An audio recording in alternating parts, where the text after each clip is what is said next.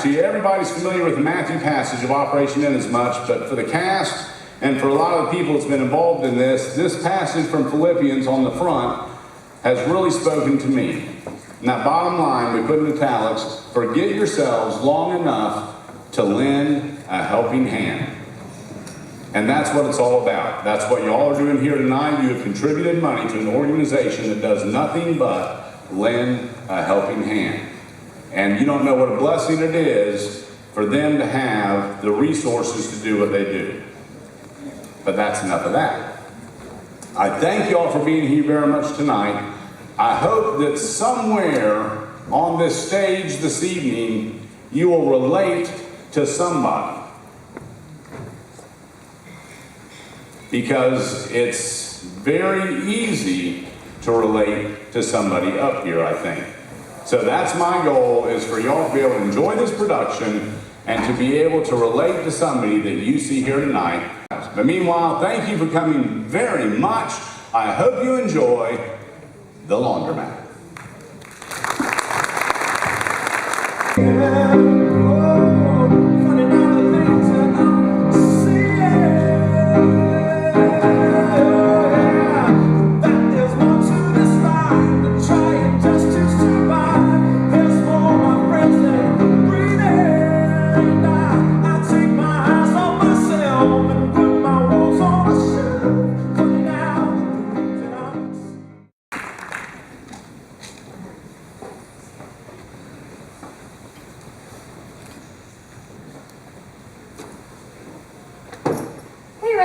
It's another cold one out there. Snowing to beat the band, as Grandma used to say. What's the matter? Number 5 acting up again? Just needs a little attention, that's all. Don't we all? Hey, is the change machine working today? What's today? Thursday. Nope, not working. You mean it takes Thursdays off? I mean, the owner only comes in on Fridays to put change in it. Seems he ain't figured out yet that folks need change every day to feed his washing machine. I got some in the jacket over there by the washing machine. Thanks.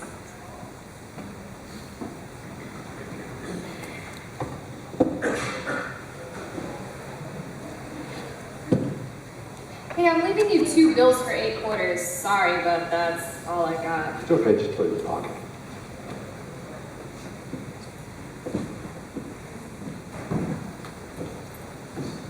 Come on, we are already late and I do not have time today for your grumbling and complaining. I said it was cold, just a statement of fact. Well, a lot of your statements of fact sure sound like complaining to me. Hello, it's 22 degrees and there's 2 feet of snow on the ground. That's evidence that it's a fact that it's cold out there. Is this how today is gonna go? Because I do not have time for, oh, never mind. Now, what time do you need to be at dance practice? 2. Okay, that gives us time to finish these clothes, run home, get your brother, take him to band practice, pick Janine up from the dentist, drop you off at dance class, meet with my book club, drop Janine off at Cody's, pick Stephen up from band, you up from dance, take the car by to get it inspected, and then run by Food Lion for milk and a couple other things, and still get home in time to get dinner started. Can't you drop me off at home before you pick up Stephen? I mean, I don't want to be waiting around while the car is being inspected and babysit my brother in the aisles of Food Lion. Are you trying to destroy my schedule here? I have everything planned out just right for this whole day, and you want to throw a monkey wrench in the works just so I don't inconvenience you. Mom, I've still got homework to do. I still need to practice for my dance recital coming up, and I do have a long list of chores that need to be done. I'm just saying that my time could be better spent if I were at home. Excuse me, ma'am. You can't use that machine. I can't? No, ma'am. Well, I suppose you're going to tell me this is your machine. That it's the only machine that gets your clothes clean just right, and that you've been cleaning your clothes in this machine every Thursday for the last 30 years. No, ma'am. Mom, you're embarrassing me. Just use another machine. I'm embarrassing you? Well, excuse me. Excuse 5 going today. Excuse me for shuttling you and your brother and sister to the 27 different activities you've decided to be in this week. Excuse me for trying to keep clean clothes on your back despite this guy who seems to have a fond attachment to this machine and refuses to use any of the other 30 machines in this utopia of cleaning paradise. Excuse me for trying to cook, clean, wash, dry, keep this place warm because you can't seem to close a door, wash and teach and organize and evaluate and 50 other things I can't even think of right now to make sure your life is meaningful and enjoyable. Do you get the message? I am using this machine. Yes, ma'am. Mom, you're having a meltdown. That man did not deserve all that. A meltdown? Oh, you have not seen a meltdown, young lady. You just keep trying to throw me off my well-planned routine, and you will see a meltdown. What is wrong with this machine? Isn't there anybody who works in this God-forsaken excuse for a laundromat? Yes, ma'am, but God-forsaken's a mite strong. Well, would you find him and tell him that I'm having trouble with this machine? Yes, ma'am. Look, I'm sorry if you thought I was rude earlier, but it's just been a real hard day, and my daughter's being difficult, and I've just got a lot to get done. I'm sure you understand. No, ma'am. Fine. I don't want or expect you to understand, but would you at least find whoever works in this place and tell him that I happen to be having trouble with this machine? Yes, ma'am. Well, Ma'am, if I could clear a few things up for you. and you are? Tired of hearing you complain. Allow me to introduce you to Wrench. He's the repairman at this God-forsaken laundromat, as you may call it. And in fact, Wrench is the man who's been working on machine number 5 here pretty regularly for the past 6 or 7 weeks that I've been coming to this laundromat. So it's not really a matter of Wrench not wanting you to use this machine. It's more a matter of this machine not wanting you to use this machine. Now you can put your clothes in that machine, and Wrench will get back to work on it. And if we're all real lucky, you'll have your clothes done in some time in the next year or 2. Because if there's one thing that I learned about Wrench from my time here at the laundromat, it's that Wrench is going to try real hard. Wrench is going to scrub at least one knuckle if he's under there, and Wrench will get it working again, at least for a little while. Or you could put your clothes in another machine, say number 7 here, which purrs real nice but has a tendency to rattle a bit when you're running heavy cottons. Put in your bucket a quarter and watch your clothes spin with delight. You find something else to make you realize how miserable your life really is. Mr. Wrench, I'm sorry. I'm sorry. Corey, can you move these clothes to another washer? I'm gonna make it up. I've started.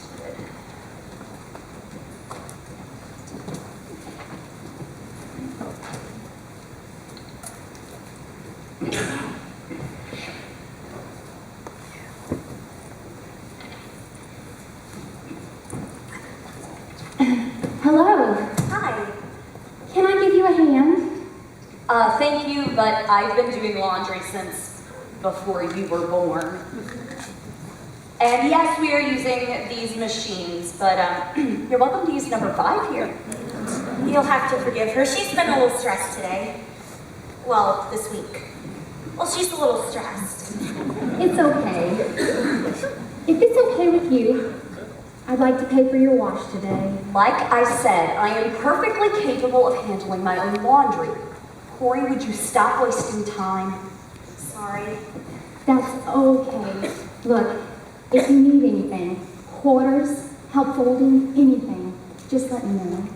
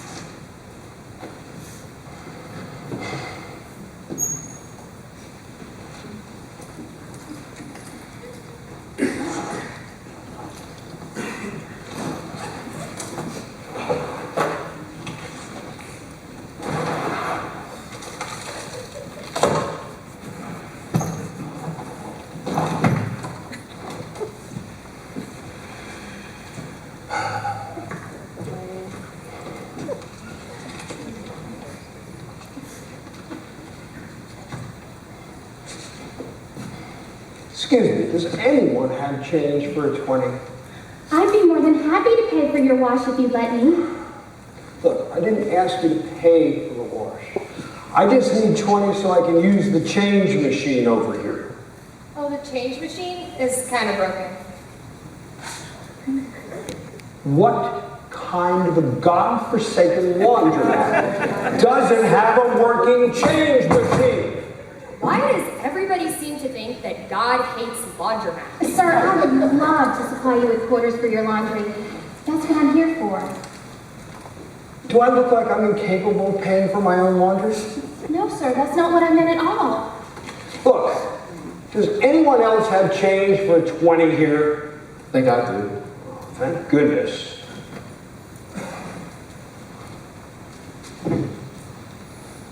Whoa. You better be careful with all that cash, man. You gonna bug me? Don't be absurd, but somebody sees all that, they may get an idea. Well, no one here would have seen anything if we've been talking about it. I'm sorry. None of my business. You're right, it ain't. It just so happens that my CD matured, and I didn't have time to make it to my stockbroker yet. Thank you. Now, young lady, how much does it cost to use one of these machines? I think they're $1.25. Look, I need $5 worth of quarters, please.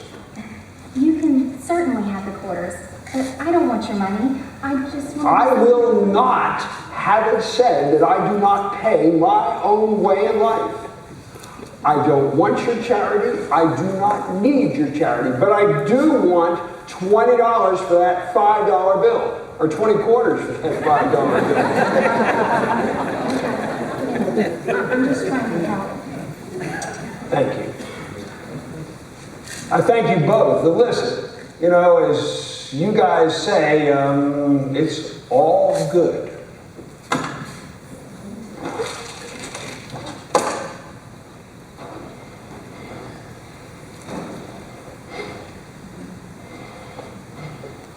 It might all be good, but your shirts aren't going to look so good if you mix them up with your socks and your underwear like that. What difference does it make? They're all going to get clean.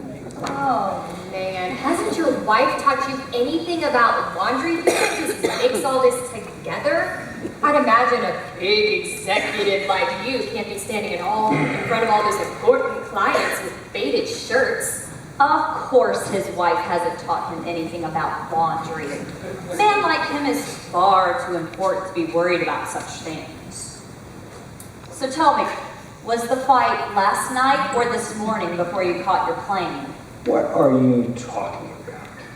Mind your own business. Go ahead and help him if you want. But considering those shirts have never been cleaned outside of a dry cleaner, you better get it right. You know so much, why don't you take care of your own clothes? You see, dear, this is what we call being in denial. A man like him never wants to admit to another woman that his wife has got the best of him. And this, dear, is what you call a nosy busybody. Now, I don't know what you see, but I'm just a guy trying to do his laundry. Well, let me tell you what I see. I see a man in a Brooks Brothers suit that is just rumpled enough to tell me that he's been on a plane for the last several hours. I see shirts, normally laundered in heavy starch, that have been crammed into a suitcase with what appear to be dirty socks and underwear. I saw a disposable razor, which would lead me to believe that your wife did not pack your suitcase for this trip as usual, or she would have packed something much more appropriate for a man of your station to groom with. As for the fight, I'm guessing that you're the type of man who insists that his wife have him ready to present his best corporate face at every moment. Well, ma'am, all your suppositions are based on the fact that I'm married, and if I'm not, then you are out. Give it up. Either hang that wedding ring finger out the window for a couple of days to blend that tan line, or just give up trying to fool anybody. Hey y'all, what's that noise? I'd stay away from that door. Snowplows coming.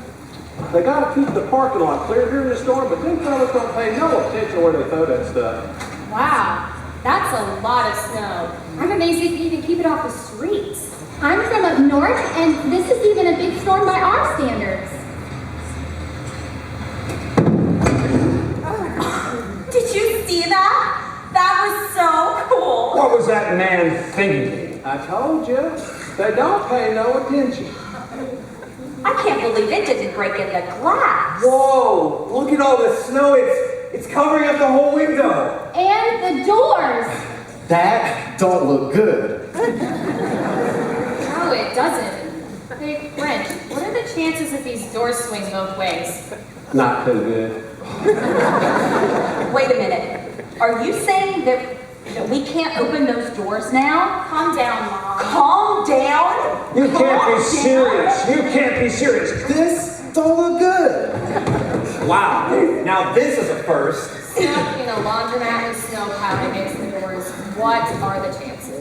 We are not stuck in a laundromat. Mom, we are not stuck in a laundromat. Mom, don't mom me. I refuse to believe that on today of all days that we are stuck in the laundromat. Ma'am. This cannot be happening. I can't believe this. Ma'am, get a hold of yourself. Now, Mr. Wrench, would you please tell us how we...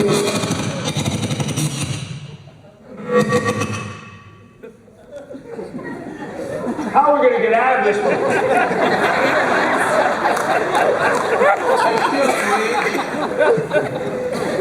Excuse me?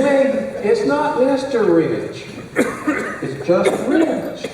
See, that's a nickname I got back in I could 1970. care less how you got your name. I just want you to tell us, how are we going to get out of this place? Where is the back door? Well, you see, that's the funny part. It's not even it's just a nickname. It's not even my real name. You know See, something? my real name. You're confused by lack of concern for you, your name, your prior work history, or anything else that doesn't directly relate to getting us out of this God-forsaken laundromat. Here we go again. Can I get a show of hands? Who here thinks that God hates laundromats? Getting claustrophobic. We're trapped. We can't get out. What are we going to do? This ain't good. Shut up. Everybody, just shut up. Now, where is the back door to this question, or to this place? Well, just plain wrench. I'd say that's the funny part, but I don't think y'all think that's funny right now. But see, that's the only way in or out. Oh no, it'll be all right. Oh no, Mom, I can't breathe. Is somebody gonna have to slap her? I beg your pardon. This don't look good either. Ma'am, get a hold of yourself, or I'm not gonna be responsible for what I'm doing to you. Beg your pardon. Hold on. Look, everybody just calm down for a moment. I mean, this really isn't a good time for panic. Well, then let's just make a list of when it is a good time to panic. Let me see. A leisurely drive through the countryside? Yeah, I wouldn't say that's a good time. Your team's down in the bottom of the ninth, but your best hitter's up to bat and the bases are loaded. No, that's not a good time either. A nice leisurely dinner at a sidewalk cafe with perfect weather and your family all around you. No, I wouldn't say that's a good time. Snowbound in a godforsaken, yes I said it, a godforsaken laundromat with a pompous jerk, a thug, a goody-goody, and various other developmental children, I would say that's a time that is ready-made for panic! You're on your own now, Mom. I mean, he's right. We don't need to panic yet. It's not that much snow. Surely we can get ourselves out of here in a reasonable manner. Hey, look, all we gotta do is break through the glass and tunnel out. Seems pretty simple to me. We just need to find something to break the glass with. You have a gun? What?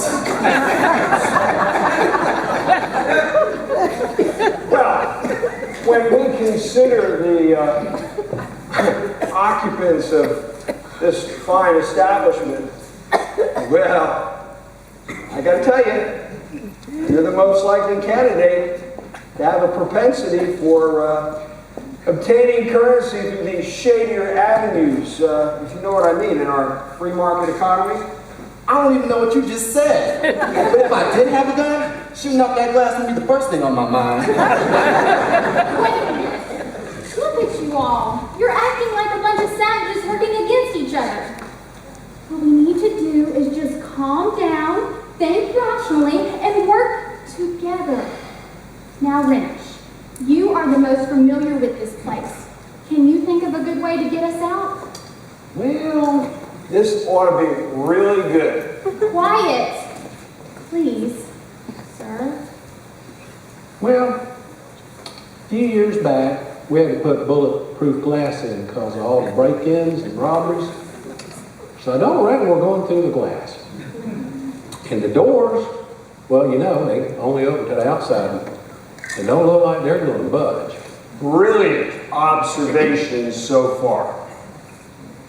Yeah, it's concrete ceiling. Going in, going out up top. I reckon the best thing to do is just wait for Mr. Bird to show up and he can get us out. Who's Mr. Bird? Mr. Bird, he's the owner, and he comes in to fill up the change machine. So when he comes in to fill up the change machine, he'll see we've got a mess and he can get us out of here. Oh, thank heaven. Well, it may not be immediate help, but at least we know help's on the way. Hey, Ren, I thought you said Mr. Bird comes every Friday to fill up the change machine. Yeah, that's about right. But today is Thursday. Yeah, pretty.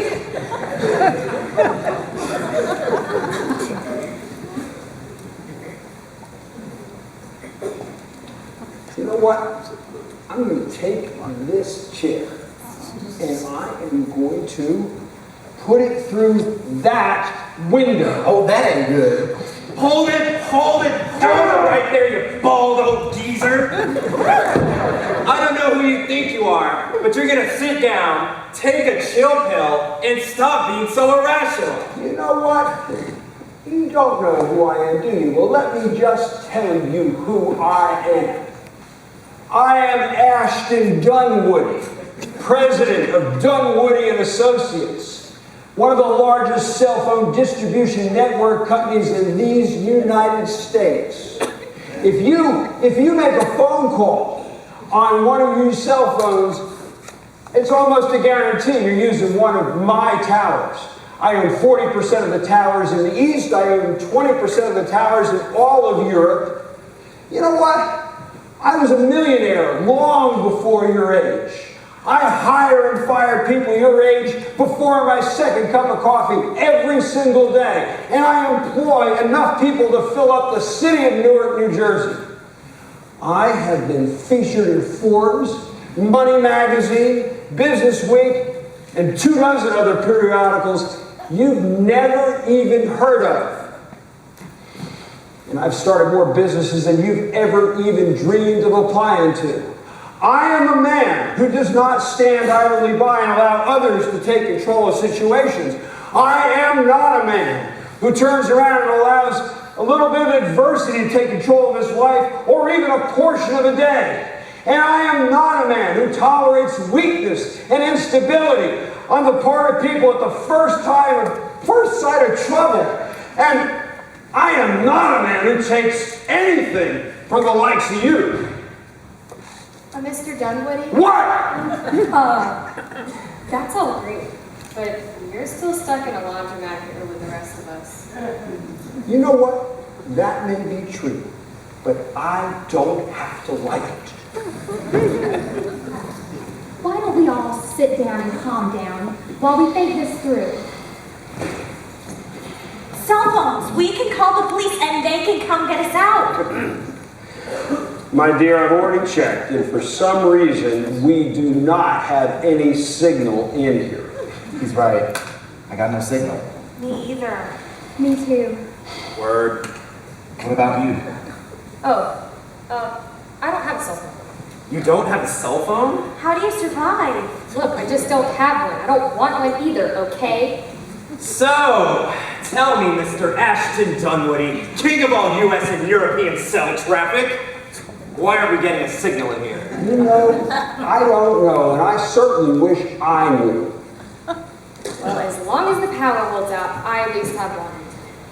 You don't think the power's gonna go out, do you? I'm sure it'll be fine, Mom. I'll finish getting our loads going. And it looks like my last load of laundry is done, so I'm just along for the ride.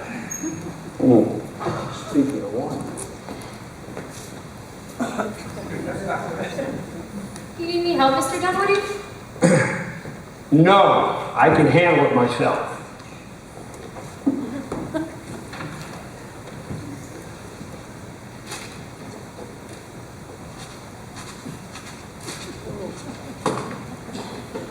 So, since we've all got plenty of time, why don't we get to know each other a little bit better?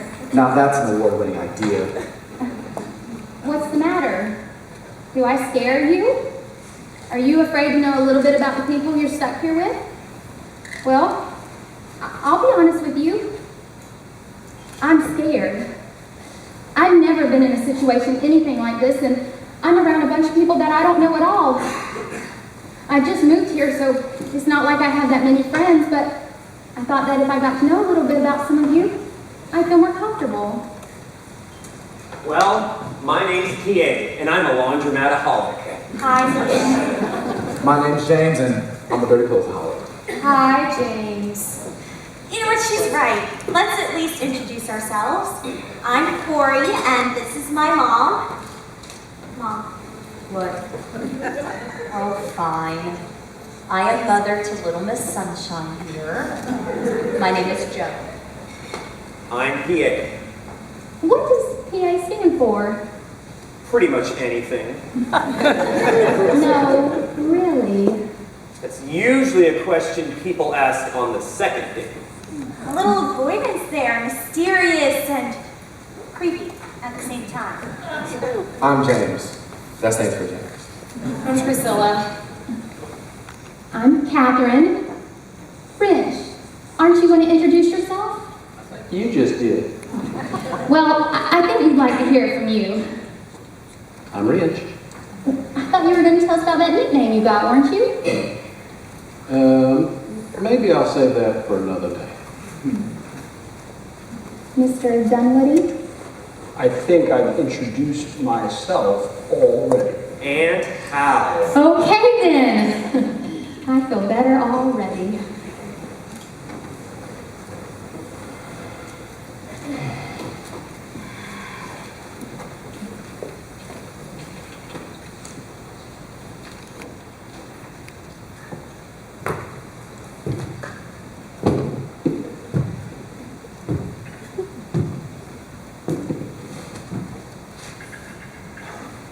Well, Miss Entertainment Director, what's next?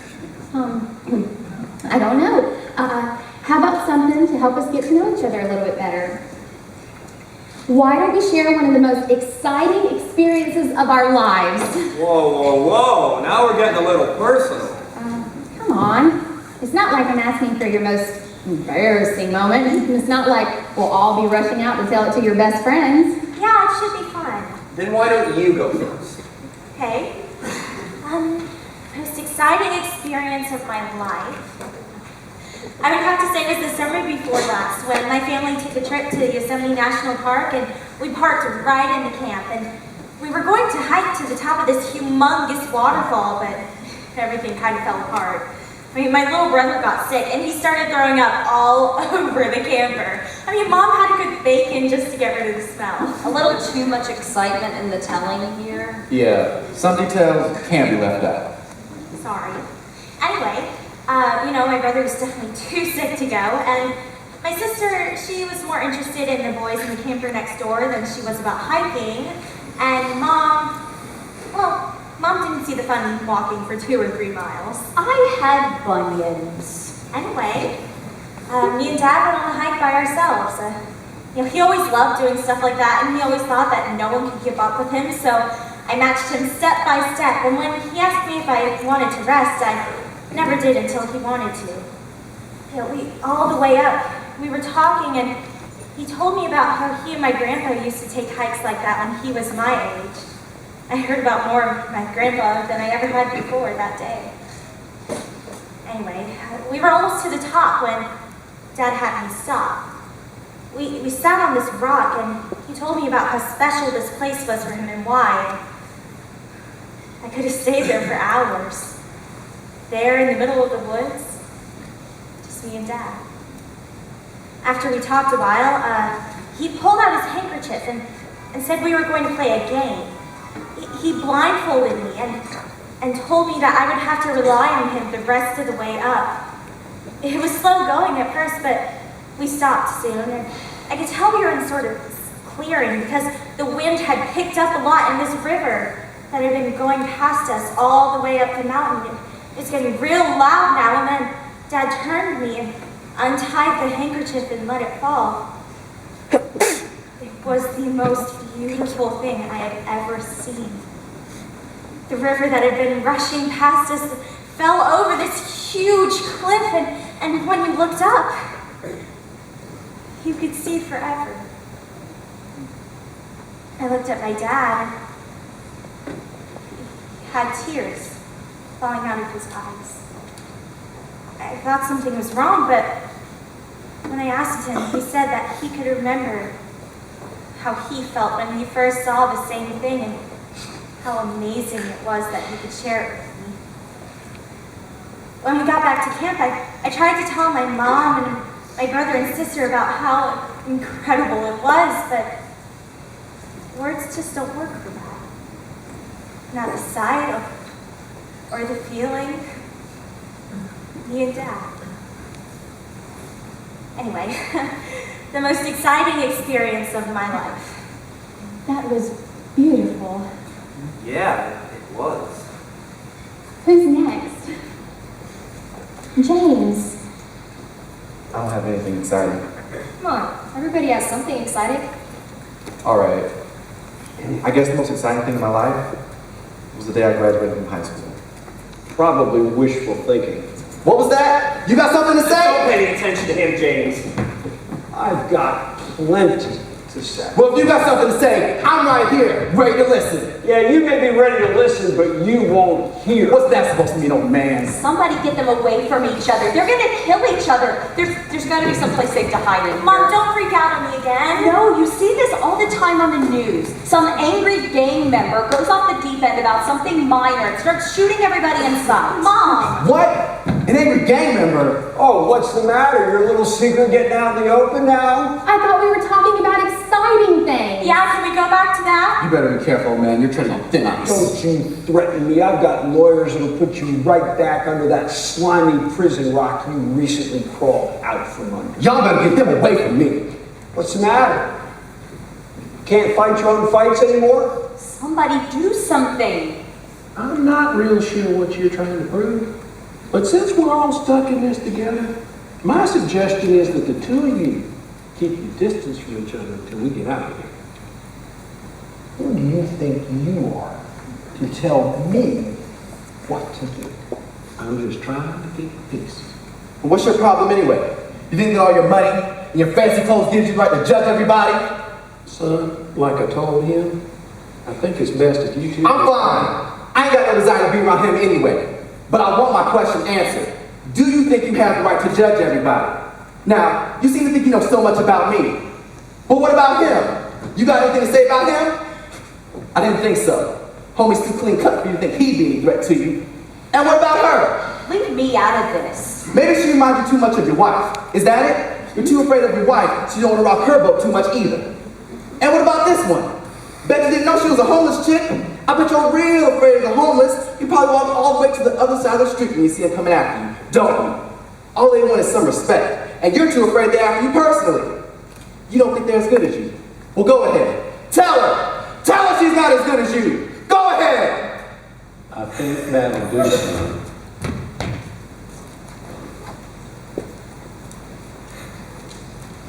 So, we were sharing, weren't we?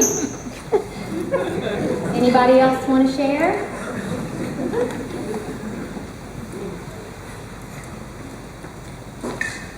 Hey, look.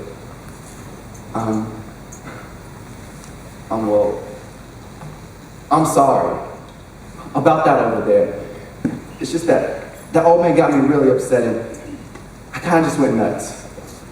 I didn't mean to rat you out. Rat me out? Yeah, about the homeless thing.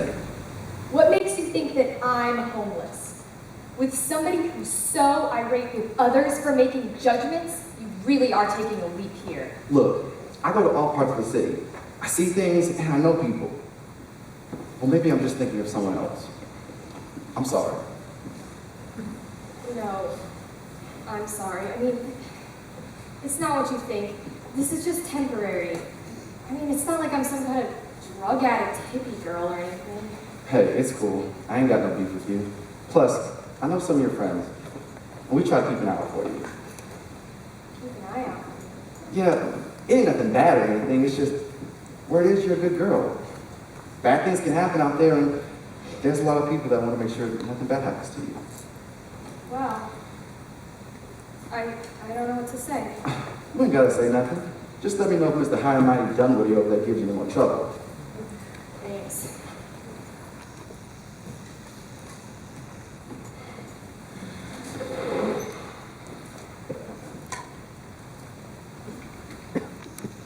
Okay, this silence is driving me crazy. Oh, we have to do something. Catherine, help me out here. Well, maybe our exciting experiences are a little too exciting. Let's talk about something else. Fine, just no religion or politics. Yes, please. We have found plenty to disagree on without going there. Why do you always hear that? I mean, why is it always politics and religion? Doesn't anybody agree on either of those?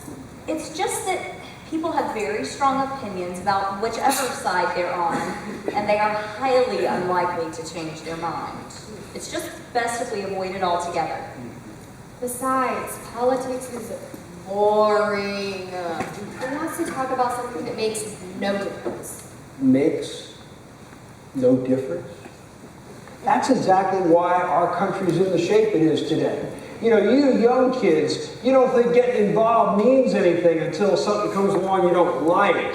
Then you get all indignant. And then you turn around and talk about how you're going to change the system. But 2 weeks later, you're right back to your old apathetic selves. Excuse me, I thought we said no politics. Well, then why don't we talk about religion? Doesn't everybody agree on that? Oh my, would you just come sit down? Unfortunately, that's never been the case. Look, religion is fine as long as you don't talk about it. Yeah. Keep it to yourself. Yeah, because I'm sure your religion is better than everybody else's anyway. Son, why do you find it necessary to provoke him? You're never mind. But surely everybody believes in God. Well, yes. I wouldn't be the man I am today without him. I wouldn't necessarily say I believe in a single God. I mean, I guess I do. God's cool with me. Mom? We said no religion. Now just drop it. Mr. Dunwoody? Look, if you want to believe in God, that's fine with me, but I personally don't need the crutch of a God to make my life meaningful. You know, there are a lot of successful people who don't believe in God, and many thousands of people who do, but their kids, their family members are all starving, and they're just asking every day for God to save them. Look, if I believed in a God if I believed in a God, a God of compassion, a God of mercy, one to make me happy, even if I wasn't successful.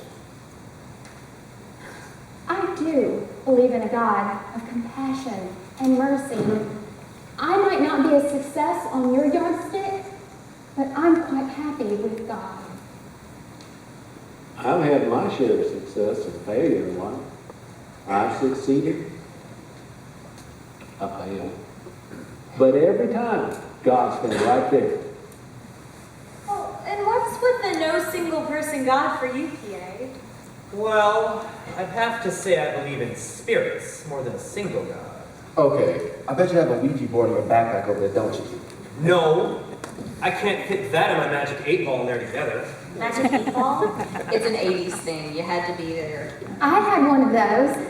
In fact, my magic 8-ball made some pretty serious decisions for me when I was young. You're kidding. Oh no, one more ask again later, and I might have never gone to prom. Poor Johnny Wickle. He didn't stand a chance once the 8-ball read, outlook, not so good. So you mean you made dates based on the 8-ball's recommendations? Never mind that. You knew a boy named Johnny Wickle? Poor boy. Okay, back to the spirits. Are these like ghosts or what? No, and spirits may not even be the right word. Let's take nature, for instance. You see, there's a controlling force that dictates what nature does. That would be God. Every hurricane, every snowstorm, every tornado is controlled by a force of nature that dictates what it will do. Well, I wish you'd pray to whatever spirit controls that snowplow out there and get us out of here. Is anybody else hot? Do you pray to these forces to get them to act in your benefit? Well, no. You're kind of just at their mercy, you know. Stuff's gonna happen and there's really not much we can do about it. So when you die, do you become one of these spirits? Oh, can we not talk about death? It is so hot in here. I wouldn't necessarily say you become a spirit. It's really kind of hard to explain. So you believe in reincarnation? Because I would love to come back as a Yorkshire Terrier. That's fairly random and oddly specific. So I'll ask you, why a terrier? You know, they're just so small and cute. My owners would carry me around everywhere in a little bag, and everybody would make such a fuss over me. And I'd get treats, and people would just pet me, and just because I'm so darn cute. But it's really, you know, thinking about it, reincarnation. What is reincarnation? Does anyone really know? Like I said, hard to explain. Well, and what about you, Priscilla? You said you think you believe in God. Yeah, I mean, I do. My parents took me to church when I was little, and I was even in the youth choir. I just haven't been back to church in a while, that's all. God don't live just in the church, you know. Another deeply philosophical subject. I know he doesn't. It's just, I don't think many people would want to see me back at church. But what other people think shouldn't keep you away, and I'm sure they'd be happy to see you. I don't think so. It's just, I'd really rather not talk about it. Okay, so back to the Magic 8-Ball. Do they still sell those? Oh, sure. They're on the same aisle as the Rock'em Sock'em robots. Oh, the Rock'em Sock'em robots, I used to love to play with those with my friends. You knocked my block off. And how about that vibrating football table? Vibrating football table? Yeah. Okay. You'd have your offensive and then your defensive men. And then when you set them up, you flip the switch and the whole table starts vibrating. Wow, that sounds like fun. Well, your men would all move around, and when my men touched his quarterback, the play was over. That sounds like even more fun. Hey, toys are toys. If they keep kids occupied, they've done their job.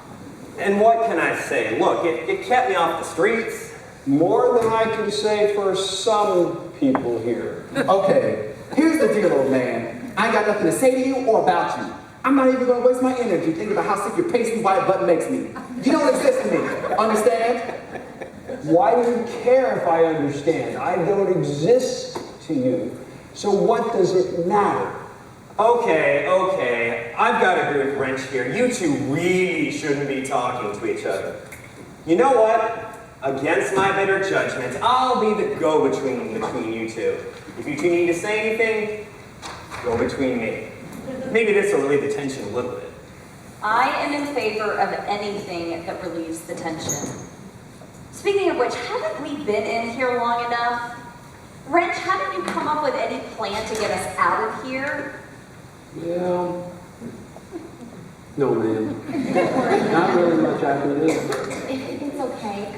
At some point, someone has got to realize one of us is missing and come and find us. Yeah, Mom, I'm sure once Dad realizes we haven't come home yet, he'll know right where to find us. And how would he know that? He probably doesn't even realize there's a laundromat anywhere near the house. Well, how does he figure his clothes are getting washed? In the washing machine? But that's been broken down for months. He doesn't know? How can he not know? Why is that so surprising to you? Never mind. Who else has someone who will be looking for them? I'm on my own. Like I said, I'm new in town. Don't have that many friends. At least none that would know I'm gone for a couple of days. That sounds kind of sad. Does anyone have a copy of today's paper by any chance? Maybe the weather page? Because if it shows that hell is frozen over, my girlfriend will be looking for me.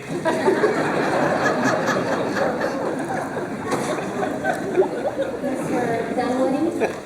So I called my wife when I got in to let her know the plane had landed, but she's honestly not going to be expecting to hear from you for several days. Aha! I was right. You have a wife, and there was an airplane flight. Go ahead. Tell me I'm 3 for 3. There was a fight this morning. You know what? If it makes you feel any better, yes, I'm married. 27 years last month. And yes, I flew from Chicago to this wonderful city y'all call home.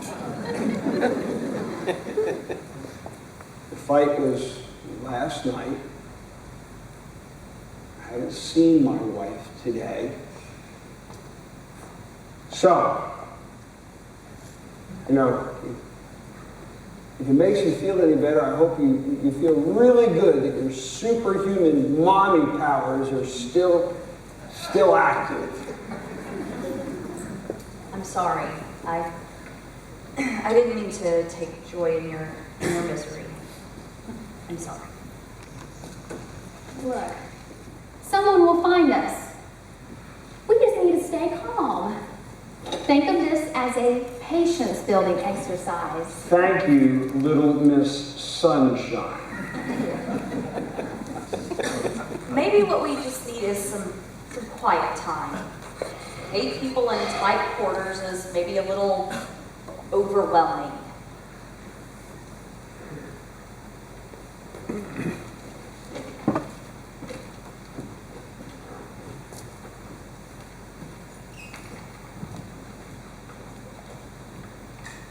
So, what's been going on?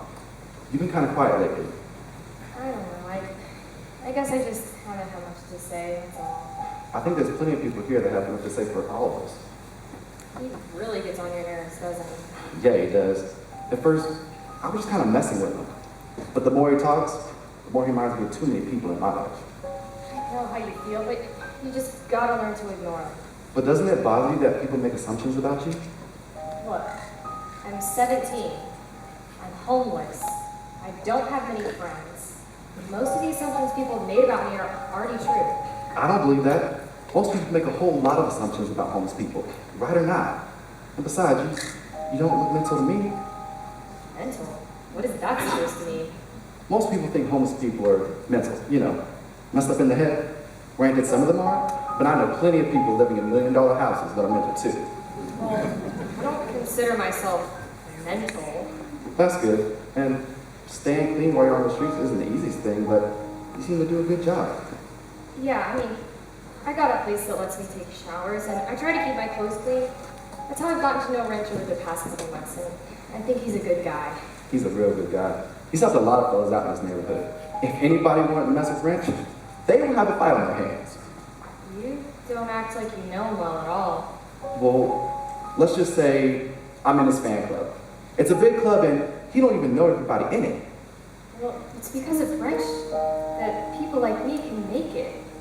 I mean, I'm hoping my situation changes soon, but you never know. How can our washing machine be broken for 2 months and Dad not know? Why is this so surprising to you? Look, I figured he'd try to fix it, and if he couldn't, then he'd call someone. And surely he knows we've been coming to the laundromat for months. How would he know that? He's at work. He's wrapped up in his real life. Besides, he'd probably just get his tools out and take the back off the washing machine and maybe unhook a few things. He might even get lucky and identify the part that's actually broken. But in the end, we'd have a washing machine that's still broken and probably worse off than when it started.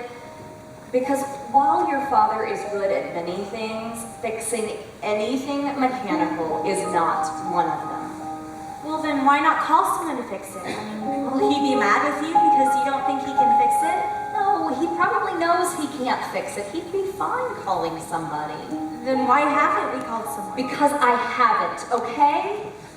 But why? I mean, why come to the laundromat every week and spend all this money when we could be using that to fix our own machine? Because you don't live in the adult world.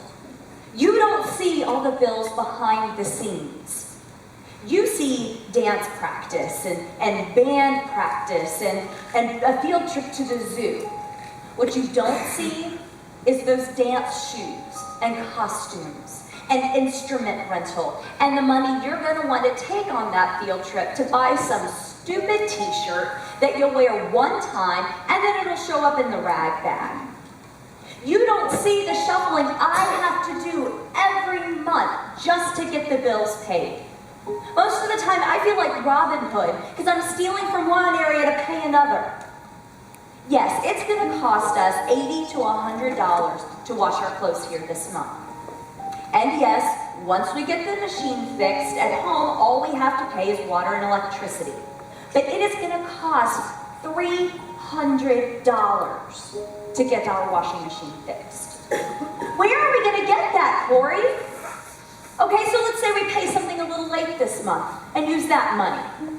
What? We are so far behind on everything that paying even a little late is going to get us cut off. What are we going to do with that? Power? The phone? Surely we can't live without those cell phones that we have come to expect to be a regular part of our lives. Maybe the car payment. The bank's already trying to take your dad's car. How do you think he's going to feel when he knows that? And if you knew how close we are every month to losing our house, you'd feel darn lucky about all this free bonding time we're getting while we're at the laundromat. While we're stuck in here, you might want to scope the place out real good, because this might just wind up being your next home after all. Mom, I never knew. Of course you never knew. Your father doesn't even know. And I am really sick of carrying all this weight around by myself and trying to pretend that everything's okay, because it's not. So the next time you want me to calm down because you think I'm blowing a gasket for no good reason, I have my reasons.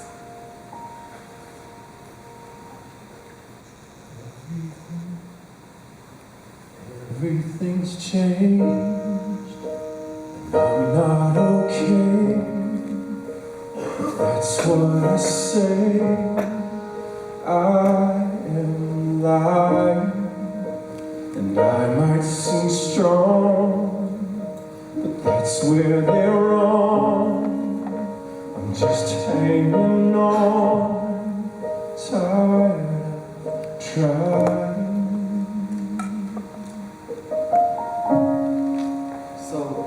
What's your plan? I mean, to change your situation. I don't know if I have exactly what you call a plan. Now, that's an assumption from the truth. What are you talking about? I think most people think homeless folks have no plan. They're just wandering through life day to day, taking whatever someone will give them. But most of the homeless people that I know have a plan. Sometimes it's not too realistic, but you have to have something to shoot for. Sometimes the first step is finding a job. Sometimes the first step is finding yourself. Well, I find myself right here. That's part of the problem. No, I mean where your head and your heart is. You know, you mentioned earlier that your friends would want to see you in church again. Why is that? Oh, that's a long story. Well, according to the recent reports, I got a while. Okay. I'll give you the short version. I thought I was pregnant. And my whole world changed. Along with my parents, my friends, and my church. And here we are. But you're not pregnant. No. Do your parents, your friends, or your church know that? No. But why? Look, they've all shown where they stand and how they feel. That's all I need to know. And what about God? What about God? Earlier, when they asked you if you believed in God, you said, I think I do. Is that not good enough for you? Are you now my spiritual advisor as well as my secret bodyguard? Look, I didn't mean that. I don't know about God anymore. Everything seems to have changed. Really? Everything? I think so.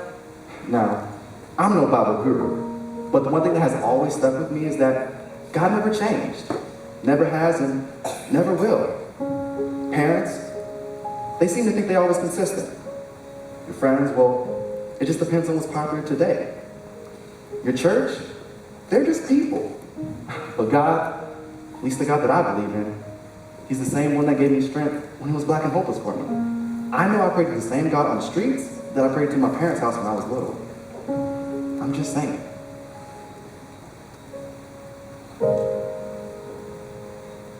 I'm crying out to a God of me who made all things new.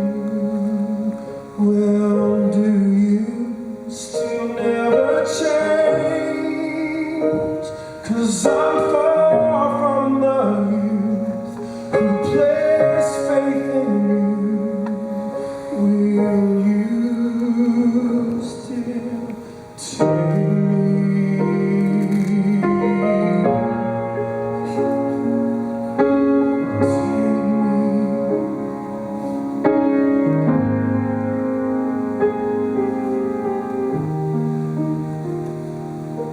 Why don't we just stop and pray about it? Pray? Just stop and pray? You think I haven't prayed about this? Corey, this didn't just start this month. I have prayed. I have pleaded. I have begged God. And yet still the bills just pile higher and higher and higher. I think God is tired of hearing me whine.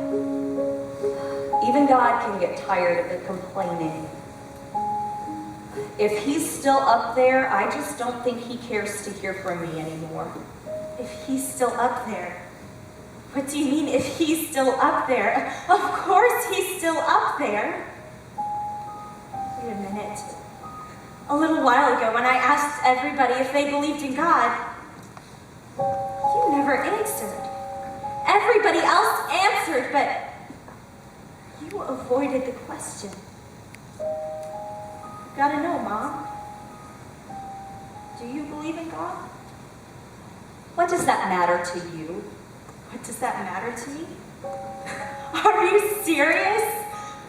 We could live in this laundromat We could have no cell phones. I'd give up dance lessons, and believe it or not, Mom, I'd give up my friends. But to live another day knowing that you don't believe in God, I don't think I could do that.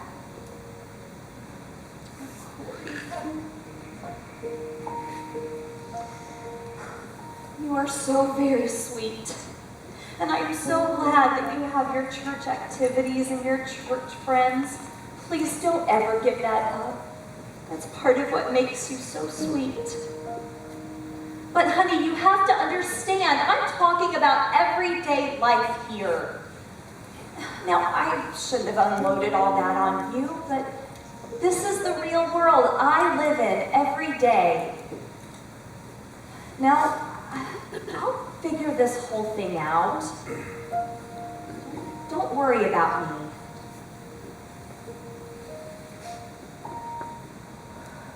How could I know I would feel so alone walking this road I have chosen? I've got to believe it's more than just me. Bending the knees, burden broken. I'm crying out to a God I once knew, who made all things new. Well, do you still never change? 'Cause I'm far from the youth who placed faith in you.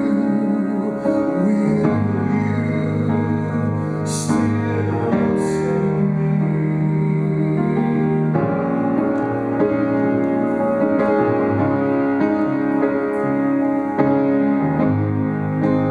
I'm crying out to a God I once knew, who made all things new. Well, do you still never change? 'Cause I'm far from the youth who placed faith in you. Will you still take Some people me? might not be able to see it, but I can see Christ all over you. Thank you, James. What about you all? What have you discovered today? Where do I begin? You can begin by keeping your mouth shut. But Mom, But Mom, I am so sick of hearing that. These people do not need to know about our financial situation. you really don't get it, do you? I could care less about our financial situation. You told me today that you don't think God is listening to you anymore, and that you don't even know if you believe in Him, and because I do, you think that's cute. Cute? We're talking about God here, Mom. You're the one that introduced Him to me, and now you're turning your back on Him because the going is getting tough. Now, honey, Don't now, honey, me. I love you, Mom, but I know God can give you the strength to get through all these other things. But you have to start talking to Him again. Help me out, Catherine. I don't know what to say. You need to remember the faith that you taught to your daughter when she was little, and see the strength the Lord gives her, and reclaim it for yourself. But if you would just... oh, never mind.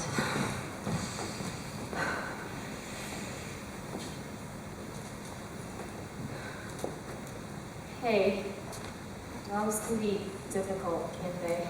You can say that again. I just wish she'd take me seriously. Isn't that what we all want? I mean, it's been months since I thought anybody has taken me seriously. There's just a big part of me that feels like God is too busy for me.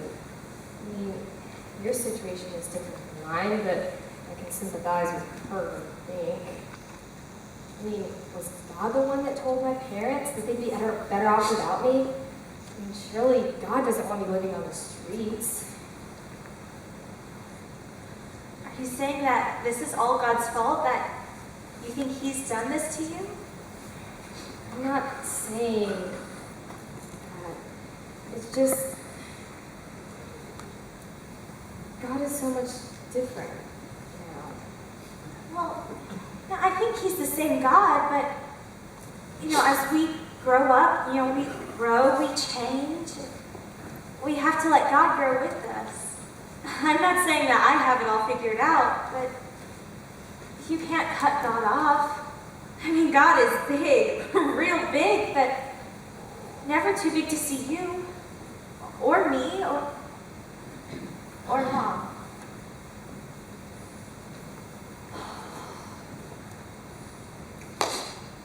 Okay, God. It's Joan. Oh, this is ridiculous. I don't even know how to pray anymore. I just wish you would talk to me. Tell me everything's going to be okay. Tell me I'm going to be able to pay the bills next month. Tell me we're not going to lose the house. Tell me we are going to get out of this God-forsaken laundromat. Oh, sorry. You know what I mean. I guess it was okay when I used to pray and I thought you were listening. Now I don't even know if you're there anymore. I mean, would you listen to me? If you're not there, who am I talking to?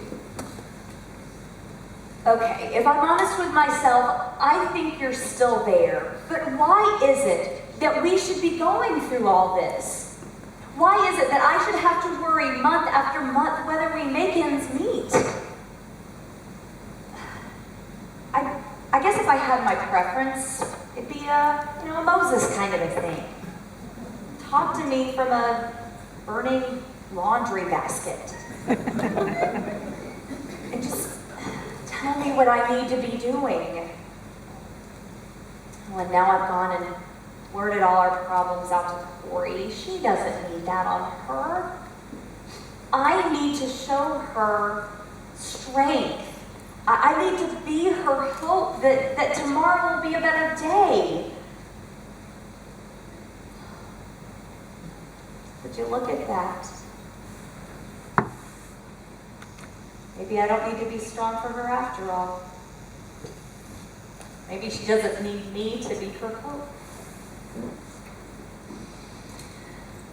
Okay, God, I used to have faith like that. Just please talk to me. Would you talk to me? Are you there?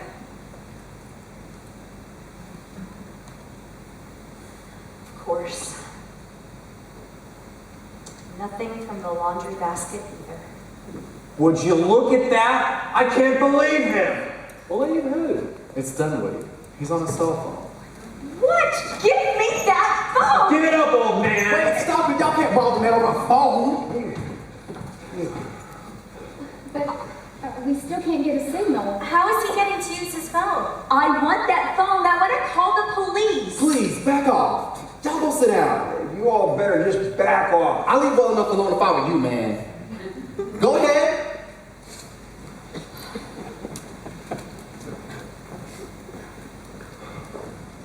Man, they all crazy. They would have killed me. Maybe so, but I wouldn't have let them do that to you. Well, why is that? I would have thought you would have been the first person in line to get at me. A couple of reasons. First off, Catherine's right. Someone needs to show you some love, so you know that there are people out there with sincere and godlike intentions. Listen, I appreciate you sticking your neck out for me. What's the other reason? I ain't stupid. I know you're more ready to get out of here than the rest of us are. And you made 2 calls. I know that the last call was to get the police over here to get us out. I don't know who the first call was to, but I know you weren't too happy with them. But then again, that seems to be your way with most people. I can't even imagine there would be anybody more important than the people that can get you out of here. So in the interest of brotherly love, I'm going to go over there and tell them that you made 1 call to the police and that they're on their way. So if I were you, I'd put on your best stupid smile and agree. Got it? Yeah, I got it. Thank you. Well, The police are now on their way thanks to kind Mr. Dunwoody, who is sharing the benefits of having advanced cell phone technology. Thank you, Lord. And just in time to close down for the day, and guess what? Number 5 is working again. Looks like we won't be in here all night after all. Yeah, that's great. Listen, why don't you come home with us tonight? No, you don't have to do that. It's okay. No, really, I hate to take you out there on a night like tonight, and we have an extra bed. I mean, don't you think we should ask your mom first? I'm sure you have enough to talk about with her already. Actually, she's the one that asked if I minded.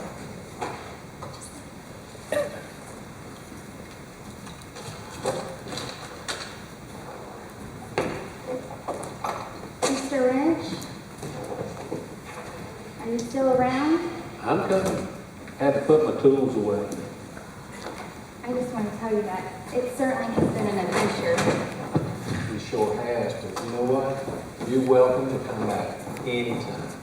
Because as long as there's dirty clothes, there's going to be people that need your quarters and your love. Why don't you keep the quarters for tomorrow? There might be somebody who needs them before I can get back over. PA, it was a pleasure meeting you. I think you're the only one that actually got all their laundry done. It was a pleasure meeting you too. If your spirits lead you around the corner, there's a church that would love to have you visit with us. You never know. My spirits have taken me in some pretty weird places before. Wait, I think I hear something. Hello? We're in here! The people who are stuck are in here! I think somebody's out there! Either that snot-nosed kid is playing tricks on us again, or I definitely heard somebody out there. Hey, I'm just trying to do laundry. Minding my own business. Corey, let's finish getting these clothes together. We are free! And not a moment too soon. Hey, look! I can see people! No joke! Whoa. Would you look at that? Ooh, that's, Man, I don't know too many cops that take kindly to being hugged that hard. Well, if you all will take a step or two back, I will match his hug and raise it at least a kiss or two. Come on, Corey, we're busting out of this joint. Well?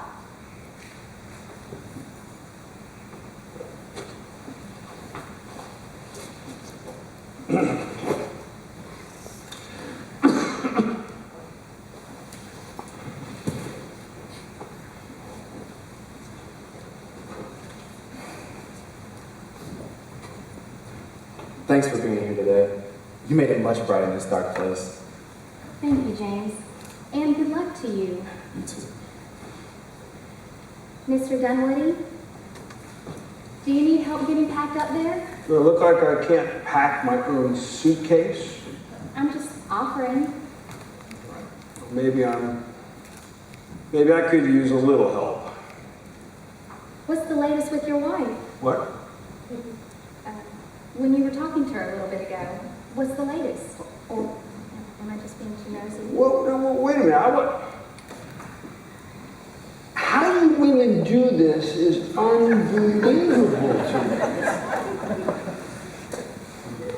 Seems like it's not too good. Guess it's all my fault. You're not the only ones who think that I'm spending too much with my own, thinking about myself too much. Look, even if I could change it, I don't know what to do because she's already moved out. There's nothing I can do about it anymore. I'm sorry to hear that. Do you mind if I pray for you? What? Pray? Okay. All right. Dear Heavenly Father, Whoa. Right here? Right now? Well, of course. Hey, I'm not a big believer in prayer. Oh, Mr. Dunwoody, I've learned a thing or two about what you do and do not believe in over these past couple hours. And hopefully, you've learned a thing or two about me and the others here today. Look, you don't have to pray with me. You don't even have to close your eyes. You don't even have to pay attention. But I am going to pray, okay? Whatever knocks your socks off. Dear Heavenly Father, thank you for the people that you brought to my life today. I am reminded that you are the God of all people in all circumstances, and I claim your promise of peace and hope for all my new friends here today. I especially lift up Mr. Dunwoody. He and his wife are having difficulty, and I would ask that you would allow clear communication to develop between them so that they will hear each other and find the common ground that brings their love for each other back into their relationship. Remind them both of why they love each other so much and help them to rely on you to find the happiness that you want for all of us. I ask that you forgive me of my sins and help me to be a better example of your love every day. Help me to reach out to people and share the love of you, the same kind of love that Jesus Christ has shown to me. And it's in the name of Jesus Christ that I pray. Amen. Yeah, you got a lot more confidence that this is going to work out between my wife and I than I do. It's not confidence. It's faith. Look, I'm not the monster that you all think I am. I mean, everything with my wife and being stuck in here, it's not really who I am. I know. And I might have called you rude and obnoxious at least once or twice today, but I never thought you were a monster. You know what? You've shown me more care and concern than anybody has in a long time. But I think I can handle this from here. Thank you very much for everything you've done.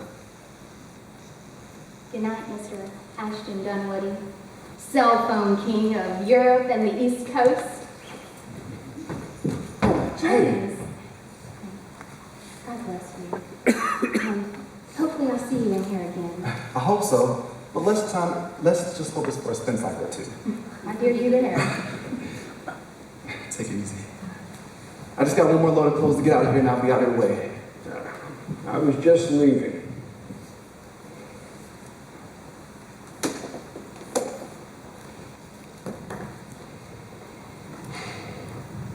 Mr. Dunwoody, whatever's bothering you, I hope you can get it worked out.